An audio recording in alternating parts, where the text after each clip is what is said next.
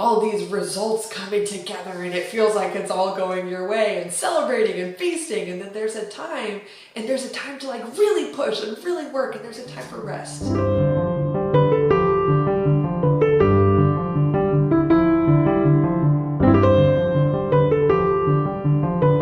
Hey dancers, it's Kirsten. Welcome back to the Confident Dancer YouTube channel or podcast.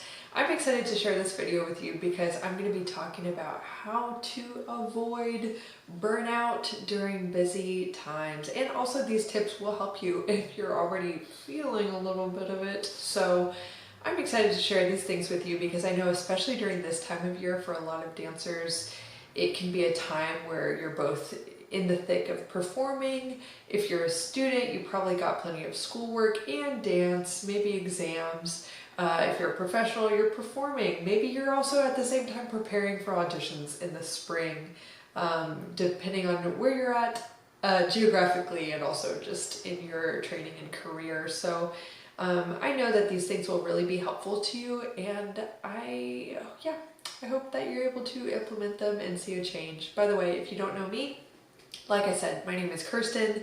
I am a high performance mindset coach for dancers, and I really specialize in helping dancers with the mental side of dance. I've worked with dancers ranging from being at the Mariinsky Theater to Paris Opera Ballet to all sorts of big companies across the US, students from top schools, and many recreational dancers as well. So I've really gotten the pleasure of working with hundreds of dancers from all over the world, and I know that there are just so many things that dancers could be doing mentally to thrive and excel in their careers, but we're just not taught this stuff. So that's really where I like to come in and provide that mental support and the strategies to help you have a healthy and confident mindset that truly fuels your best work as a dancer. So that's a little bit about me and where I'm coming from in filming this video. So I hope that you enjoy. And of course, if you want further support, definitely reach out. Go to theconfidentdancer.com. You can learn more about the Confident Dancer coaching program that I offer, as well as the various online courses I provide,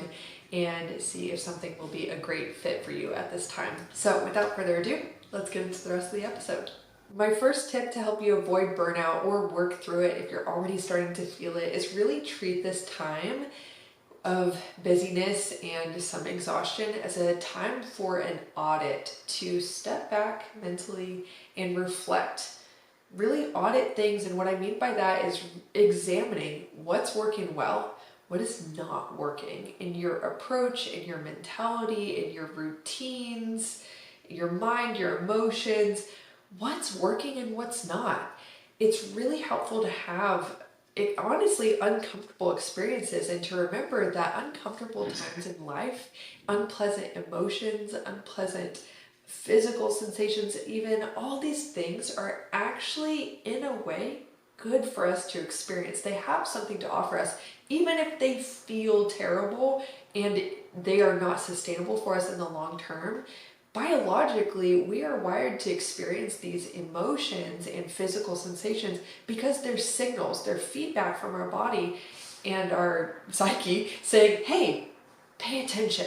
Something needs to change. It's giving you feedback that is actually there to help you move forward and discover a more productive direction and approach going forward. So if you treat this as a time where it's like, okay, I'm going to actually listen to the signals my mind, my emotions, my body are giving me, and I'm going to actually be curious about them and say, all right, how is this an invitation to reevaluate and adjust my approach? I encourage you to ask questions like, what is leaking my energy? Is it trying to prove myself all the time? Is it the imposter syndrome that I feel? Is it the insecurities that I'm constantly working out of and they cause me to overwork from a place of fear? All right. Is it, I've known for a long time that there are certain muscle groups I need to cross-train and strengthen those so I stop experiencing chronic pain in this area, but I haven't done it. Okay, this is a great nudge for you to finally do that. Is it, I'm overworking and I actually need more genuine rest time that actually feels restorative for me? Am I making dance or ballet my whole life and identity? Maybe this is my nudge to start to work on separating my identity from dance.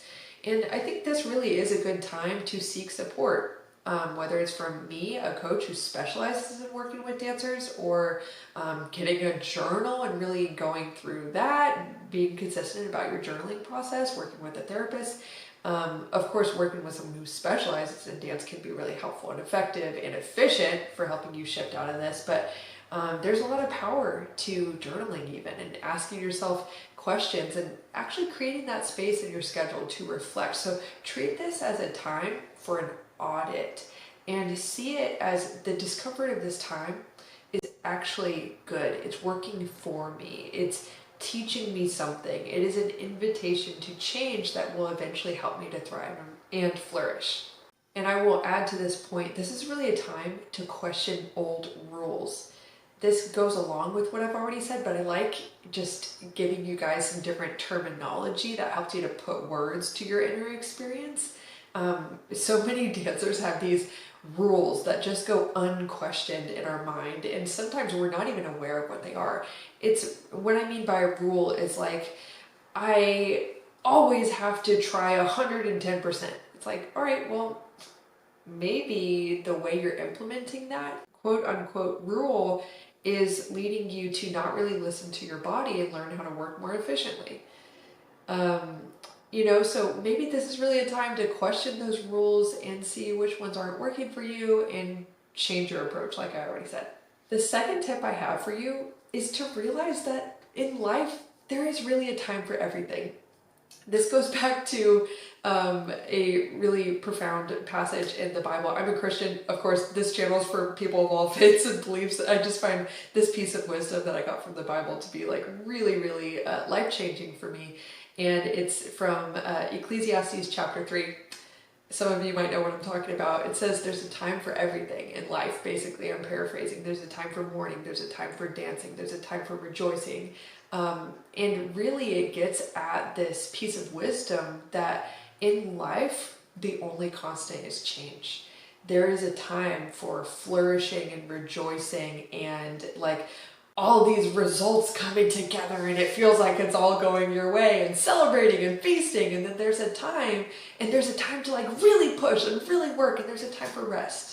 There's a time where it feels like everything's falling apart, and you are so not alone in that. Welcome to the human existence. Now, does that mean we just accept suffering and kind of make life harder on ourselves than it needs to be? No, but there is really a time for everything, and I think it's really beautiful to actually let things ebb and flow. And for me, this has really planted a seed of acceptance and also hope. It helps me to accept, like, all right, this is just one of those times, and that's okay. What can I learn from it? Sure, like I want to be resourceful about it and pay attention and be wise to what invitations this time is giving me, or the physical, emotional cues that I'm getting that are like really unpleasant. But on the other hand, there's also sometimes what we can do is we can resist the time that we're in. We can judge it. We can make it mean something about ourselves. Like, I'm bad, I'm weak, I'm not enough to handle this. And we just end up fighting against the time that is just a time everyone goes through. And sometimes all you need to do is just let yourself flow through it. Don't make it harder on yourself. Don't judge yourself for having a time where you're tired, where you're less motivated. Like sometimes it's just kind of okay. So let that ebb happen, and the flow will also happen. Why I say it also plants a seed of hope is that I think this acceptance of like, yeah, there are ebbs and flows. It also, when I'm in a time of struggle, it really helps me to be like, oh, okay, just like everything, this is temporary, and I really know that. And I used to resist it, like, what if this lasts forever? What if this means I'm gonna be a failure in life and I'm weak and I can't do it? I think this acceptance, it also helps just getting older and realizing like, oh, it's another ebb, and then it's gonna be a flow. It's gonna be like, it's a down and then it's gonna be up. It's helped me to have more hope. Like, yeah, there's gonna be an end to this. I don't know exactly when, whether it's burnout, exhaustion, frustration, fatigue over continuing to face the same circumstance over and over again, where you're maybe ignored by your director or looked over for a part or something. There's sometimes there's a lot of relief in just saying like, all right, there's hope, because you know, this is just one of those times, and there's going to be a time when I am recognized. There's going to be a time when I am flourishing, I am thriving, I will find my way, I will change, I will get out of this, like I will learn what I need to learn. I'm going to let this experience just run its course in a way. I'm going to pay attention and learn what I can from it. I will let it transform me in the ways that it's intended to, but I won't let it create this narrative in my mind of just like, this means something horrible about me and I'm just a loser and I'm going nowhere. Or I'm, in the case of burnout, I'm too weak to handle this. It's, or whatever that narrative is. Yeah, so I hope this point encourages you that there really is a time for everything. And it's all, every season has an invitation in it for you, a benefit and a challenge. And that's okay. And there will be a time of flourishing and thriving. Of course, I don't say any of this to promote this like, just wait it out, you know, or like to revoke any personal responsibility for how you show up in this time, or to say there's nothing you can do about it. That's not at all what I'm saying. It's more of like, hey, you guys, sometimes as dancers, we actually take on too much personal responsibility and we don't just allow ourselves to be sometimes and to say like, acceptance, you know, it's okay. That I hate it, but it's also okay. And it's just one of those times and it will pass. Number 3 is to focus on efficiency and to specifically look at what can you let go of and what can you prioritize. Sometimes when we're in a busy time and we're starting to feel burnt out, or we're worried that we will feel burnt out, what can happen is we're making burnout worse or more likely because we're working with the same routine, the same push, the same paradigm. And sometimes what I've noticed with a lot of dancers is we expect this like consistency that on one hand is great and reasonable, like a consistency in your commitment, a consistency, yeah, I like commitment rather than effort, because sometimes when we say, okay, we need to always give 110%, it's like, all right, well, maybe with that simplistic idea in your head, what you're doing is you're like accidentally making everything hard on yourself, and you are putting in effort just for the sake of feeling like you did everything you could, but you're not actually exploring like, how could I incorporate ease into my movements, fun, enjoyment, play, more efficiency, even in the way I physically approach a certain movement. I've found that, especially once you get to a certain level in your technique, I found that a lot of professional dancers get to this point where they realize like, okay, there was a time as a student where it was appropriate for me to, you know, take class with 150% effort. Okay, that was fine. But then there's also a time where you can really experience the result and the beauty of all the muscle memory that you've developed, and you can explore what's an easier way to go about this movement, a more effortless way to approach this class or this step or this piece of repertoire or whatever it is. But the thing is, oftentimes our egos hate that, because our ego is wrapped up in this idea that we always have to be struggling, we always have to be pushing, we always have to be striving. I think these are the times where we can actually question like, whoa. Am I working so hard just because it makes me feel more deserving of good stuff or worthy, but it's not actually wise? Maybe this is a time to actually let go of the narratives your ego is holding on to, like, no pain, no gain, or, you know, just sometimes we can also just embrace like the struggle, because it makes us feel more important or tough or cool to be like, oh, you dance with a bruised toenail, I dance with a broken toe. You know, it's like sometimes we need to calm the heck down. And this is a time to actually be more humble and to realize sometimes in order to get to the next level in your dancing, you need to learn to approach your movement in your practice, your classes, your rehearsals with more energetic efficiency, because it helps you to do more and better work, or just dance with a nicer quality without getting injured or burnt out. We need to look at, what is actually wise, not just what your ego likes or how you're used to working because you just feel you have to work that way. Hopefully that made sense. So yeah, to finish up on that point, focus on not only efficiency, but actually identify what you need to let go of. Sometimes it's a mentality, sometimes it's a practice, sometimes it's an approach to your training. And then what do you want to prioritize? Really focus in on those two specific things. What do you want to let go of? What do you want to prioritize? And I think that's really a great thing to get out of these times and to, get clear on. The fourth thing that you can do is to rest. That's obvious. But specifically treat yourself. Okay, I mean the kind of rest where you ask yourself, what would really nourish my body? What would really nourish my soul in my downtime? What would be fun? What lights me up?